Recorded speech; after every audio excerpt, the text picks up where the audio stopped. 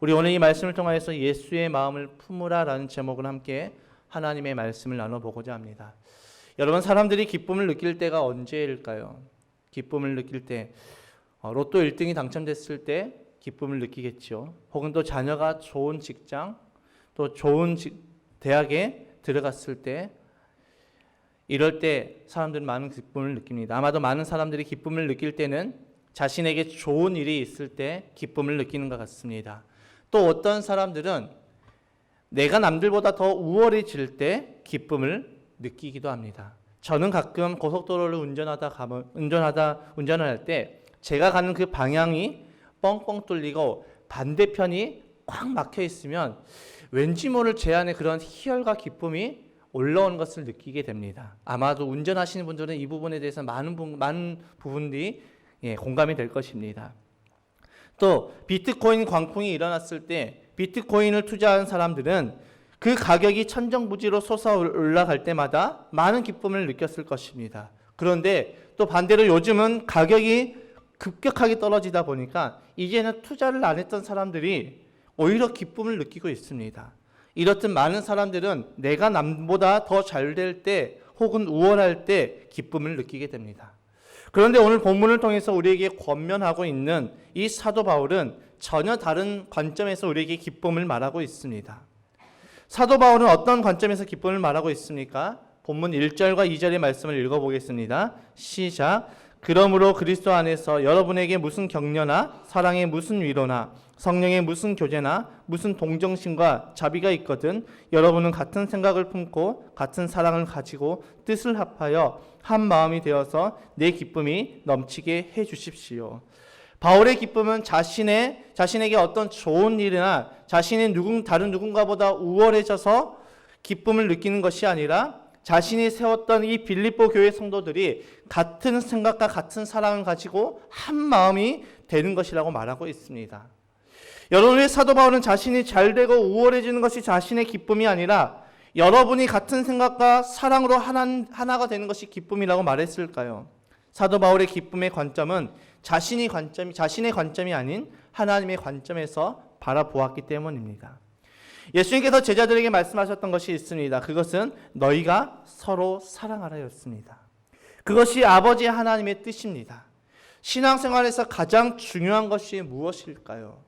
어떤 분들은 성령의 능력이라고 말을 하기도 하고 어떤 분들은 교회의 성장이라도 말을 하기도 하고 어떤 분들은 예배, 기도 각자마다 중요한 것이 다릅니다.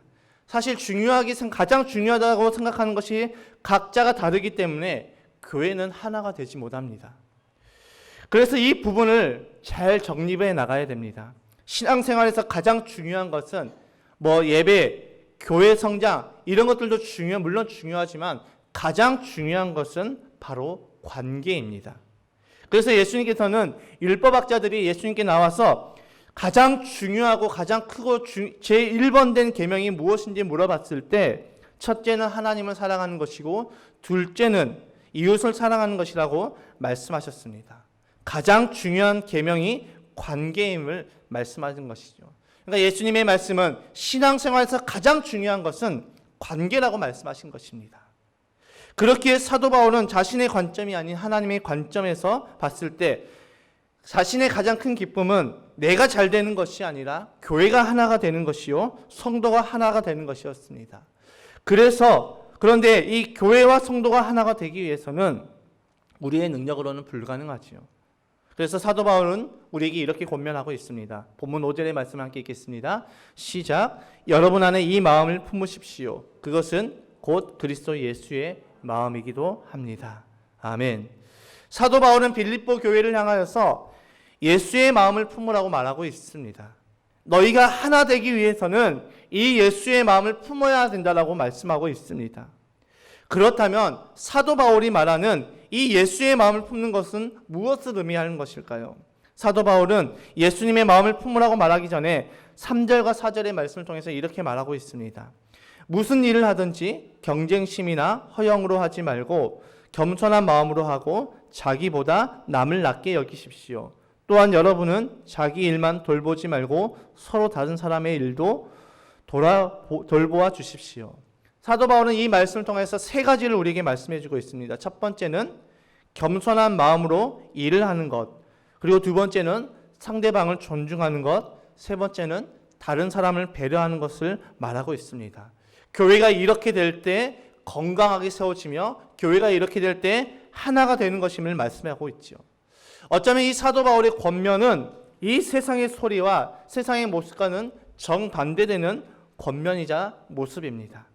세상에서 겸손하고 상대방을 존중하고 다른 사람을 배려하는 사람들은 어떤 사람입니까? 이용하기 딱 좋은 사람이죠. 그래서 세상에서는 영악해야 된다고 말씀하고 있습니다. 그러나 성경은 그리스도 예수의 마음을 품으라고 말씀하고 있습니다. 여기서 우리는 딜레마가 생기죠. 예수의 마음을 품자니 세상에서는 바보가 되는 것 같고, 또 그렇게 반대로 영악하게 살자니 하나님의 뜻이 아니게 됩니다.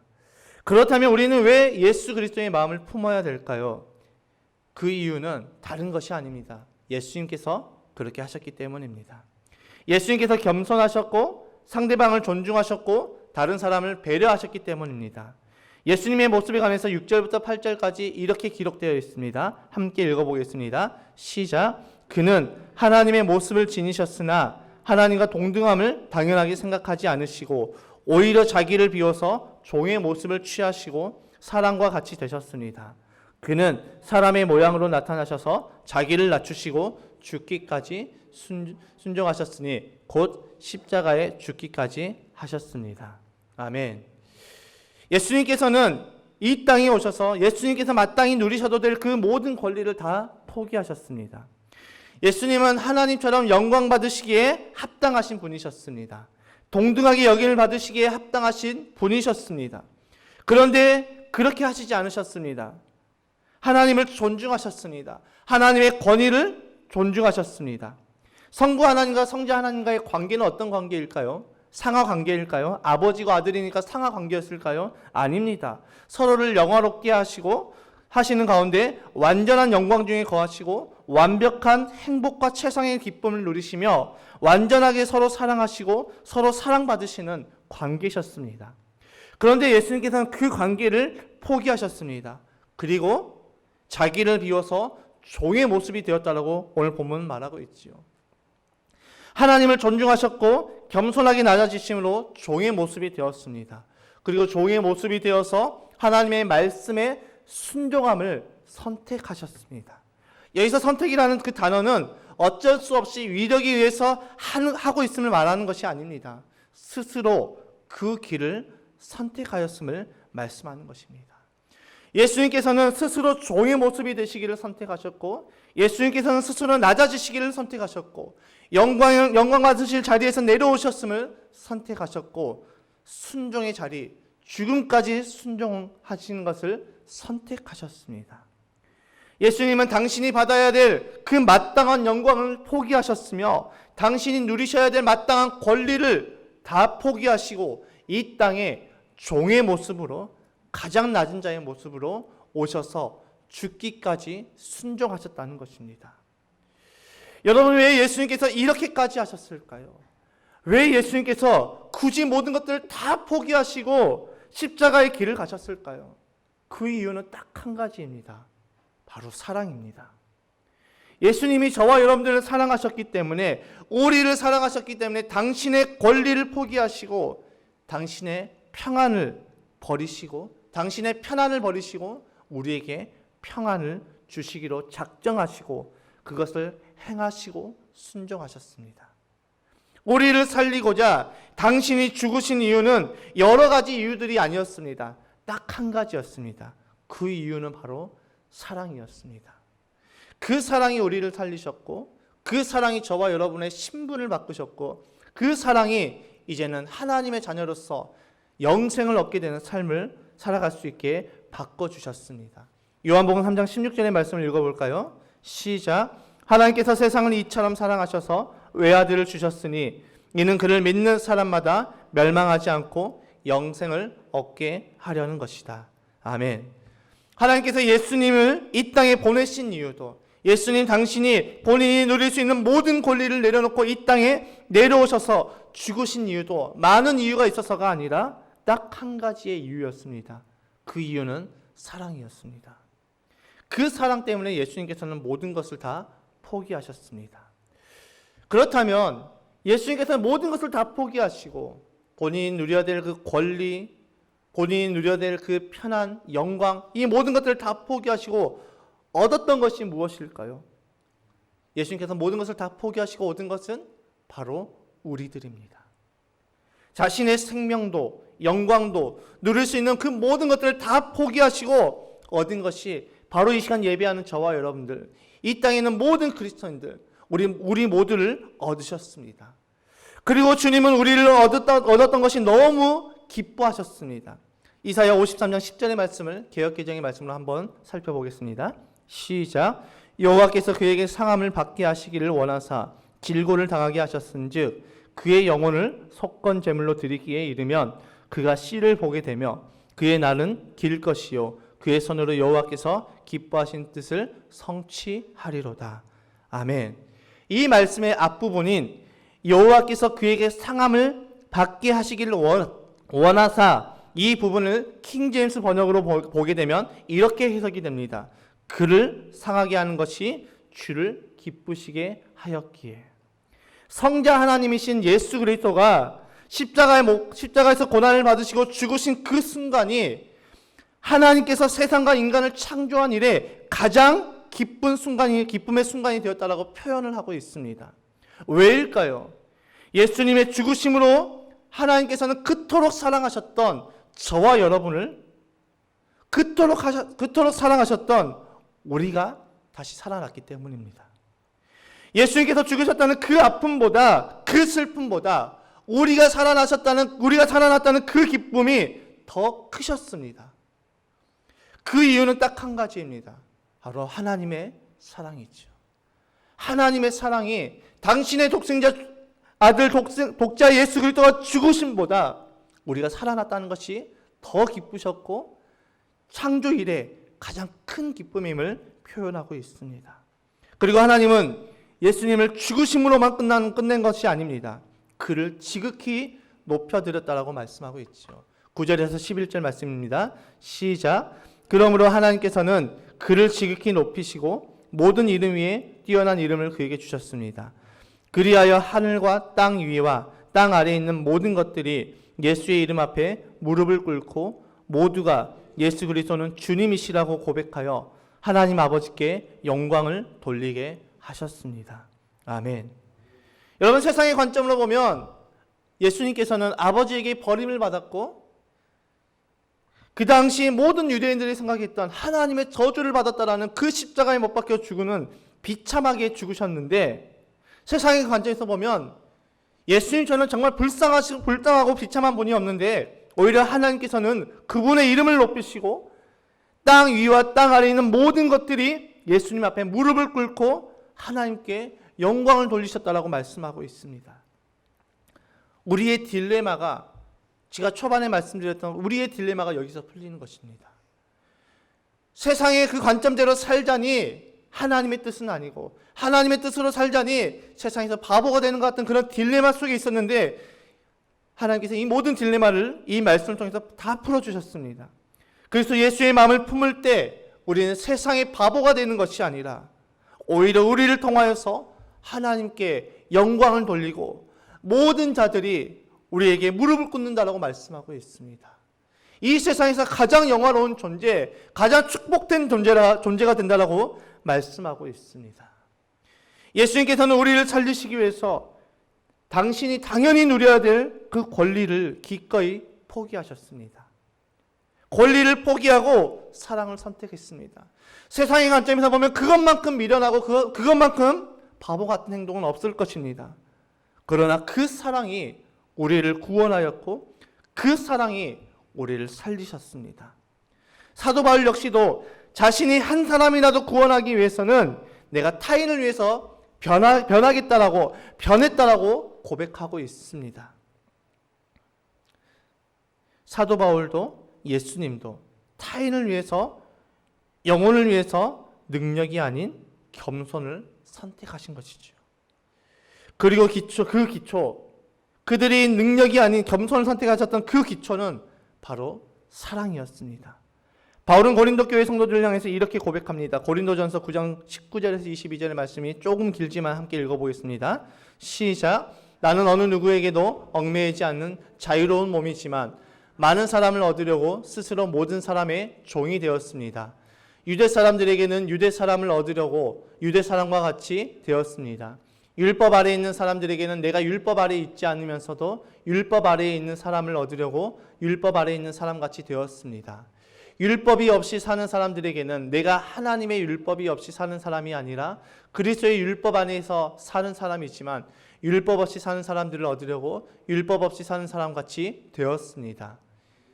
믿음이 약한 사람들에게는 약한 사람들을 얻으려고 약한 사람이 되었습니다. 나는 모든 종류의 사람에게 모든 것이 다 되었습니다. 그것은 내가 어떻게 해서든지 그들 가운데서 몇 사람이라도 구원하려는 것입니다.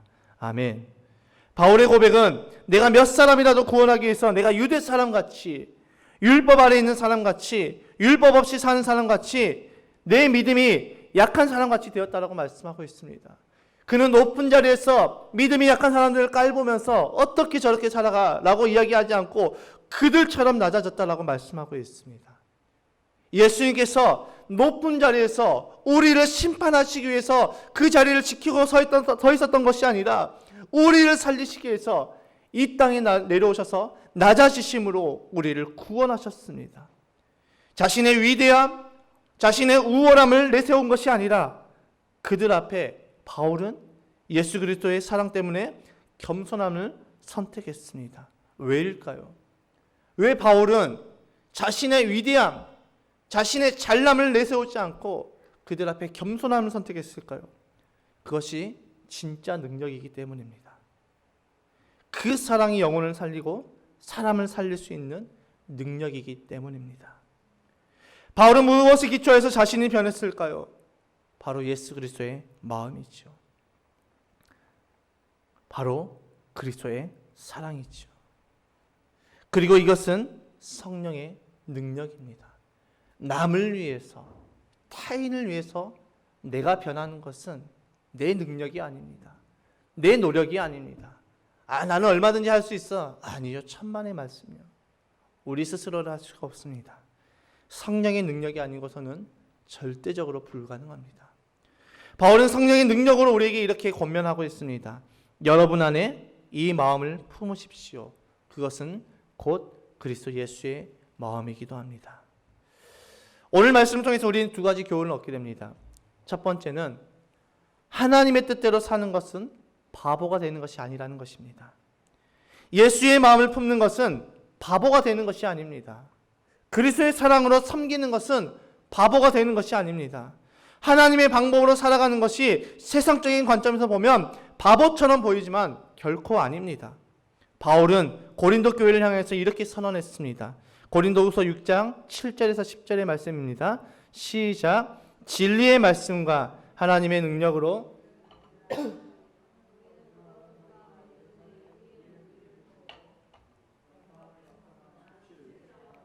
비난을 받거나 칭찬을 받거나 그렇게 합니다.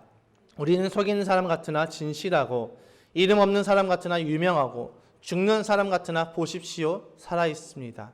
징벌을 받는 사람 같으나 죽임을 당하는 데까지는 이르지 않고 가난한 사람 같으나 많은 사람을 부유하게 하고 아무것도 가지지 않은 사람 같으나 모든 것을 가진 사람입니다. 아멘. 여러분, 하나님의 뜻대로 살아갈 때 세상의 관점으로는 없어 보이고 부족해 보이지만 결코 아니라고 바울은 말하고 있습니다. 그런데 이 말을 반대로 적용해 보면 하나님의 뜻대로 살아가지 않고 하나님과 동행하지 않고 성령의 능력으로 살아가지 않는 사람은 그 삶은 내가 모든 것을 가진 사람 같으나 아무것도 가지지 않았고 내가 부유한 것 같으나 나는 실상 가난한 사람이고 내가 기뻐하는 것 같으나 실상 내 마음에 근심이 가득하고 살아있는 것 같으나 나는 죽은 사람이고 유명한 것 같으나 나는 이름이 없는 무명한 사람이고 진실한 것 같으나 속이는 사람이라고 말하고 있습니다. 여러분, 우리는 어떤 삶을 살아가고 있습니까? 있는 것 같으나 없는 삶입니까? 아니면 없는 것 같으나 있고 풍성한 삶입니까? 오늘 예배하는 우리 모두는 하나님께서 부어주시는 그 사랑과 은혜를 누리며 하나님의 풍성하심을 삶에서 체험하고 경험하는 삶이 되시기를 주님의 이름으로 축복합니다. 그러기 위해서는 우리는 이 하나님의 뜻대로 예수 그리스도의 마음을 품어야 됩니다. 두 번째로 그리스도인은 말이 아닌 사랑으로 나타납니다. 예수 그리스도의 마음을 품을 때 우리는 구원의 통로가 됩니다. 예수님께서 모든 권리를 다 포기하시고 사랑을 택하시고 십자가에서 죽으심으로 우리를 얻었습니다. 우리도 그렇기 때문에 우리도 이제는 내가 당연히 누려야 될 그 권리를 내려놓고 사랑을 선택할 때 우리의 삶을 통해서 우리는 복음의 증인이 되며 구원의 통로로 우리는 쓰임을 받게 되는 것입니다. 나의 헌신이, 나의 섬김이, 때로는 나의 수고가, 나의 모든 것이, 나의 사랑이, 그것을 통해서 그리스도의 사랑이 흘러가고 그 사랑을 통해서 믿지 않는 영혼들이 우리를 통해서 구원받게 되는 축복의 통로가 되는 것입니다. 그리고 우리가 그 영혼들을 사랑하고 그 사랑을 흘려보낼 때 그 사랑을 통해서 그 영혼이 변화되는 것입니다. 나의 관점이 아닌 그리스도의 관점으로 사랑할 때 그 사람이 변합니다. 말은 사람에게 상처를 주지만 사랑은 사람을 변화시켜 줍니다. 말로써 사람을 바꿀 수가 없습니다. 만약에 말로 사람을 바꿀 수 있었다면 예수님께서 굳이 이 땅에 내려오시지 않고 하늘에서 우리에게 말씀만 하셨을 것입니다. 그러나 말로 사람을 바꿀 수 없기에 예수님께서 이 땅에 내려오셔서 우리에게 사랑을 보여주셨습니다. 그리스도인은 말이 아닌 사랑으로 나타냅니다. 그래서 예수님께서는 제자들에게 너희가 서로 사랑하면 너희가 내 제자인 줄 알리라라고 말씀하셨습니다. 내가 말로 아무리 나는 교회 다녀요, 아무리 나는 예수님의 제자예요, 아무리 나는 집사예요, 권사예요, 장로예요, 목사예요 말을 한다 할지라도 그 삶에 사랑이 없으면 그 사람은 아무도 그 사람을 향해서 당신은 참 그리스도인이다라고 인정해 주지 않습니다. 그러나 내가 말하지 않고 내가 이 땅에서 그리스도의 사랑을 흘려보낼 때 모든 사람들이 우리를 향해서 당신은 진짜 그리스도인입니다라고 말을 해주는 것입니다. 이 시간 예배하는 우리 모두는 그리스도 예수의 마음을 품어서 사랑을 흘려보내므로 말이 아닌 사랑으로 하나님의 거룩한 자녀임을, 참된 그리스도임을 나타내는 삶이 되시어서 우리가 흘려보내는 그 사랑을 통해서 구원의 통로가 되는 축복의 사람으로 살아가는 저와 여러분이 되시기를 주님의 이름으로 축복합니다.